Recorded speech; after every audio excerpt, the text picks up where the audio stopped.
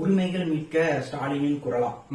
இவங்களுக்கு வந்து திமுக அரசு வந்து 38 சட்டமன்ற நாடாளுமன்ற உறுப்பினரும் கொடுத்துட்டாங்க, மெஜாரிட்டியான எம்எல்ஏஸும் கொடுத்துட்டாங்க. இங்கெல்லாம் மீட்காத மீட்பு 3 நாள் மாநாடு வச்சு இவங்க என்ன மீட்க போறாங்க? அது வந்து 3 நாள் மாநாடு மீட்புங்கிறது ஒரு பேர் வந்து ஒரு பொய் விளம்பர அரசியல். இப்ப வந்து நாடாளுமன்ற தேர்தல் கூடுவதற்காக எல்லா டிஸ்ட்ரிக்ட் ஹெட் குவார்டர்ஸ்லயும் ஒவ்வொரு கட்சி பெரிய பொதுக்கூட்டத்தை நடத்தணும். அது பேர் தான் இது. அப்படியா? கூட்டத்தை காட்டி மக்களிடையே ஒரு நாங்களும் வச்சிருக்கோம், நாங்களும் இந்த மாதிரி எம்பி சீட் ஜெயிக்கணும் அப்படிங்கிறதுக்கான ஒரு முன்னோட்டமாக தெரியும். மக்கள் ஆதரவு தராங்களா இல்ல கூட்டத்துல சேர் காலியாகுதா இல்லையான்னு பாக்குறதுக்காக இருக்கும் போல.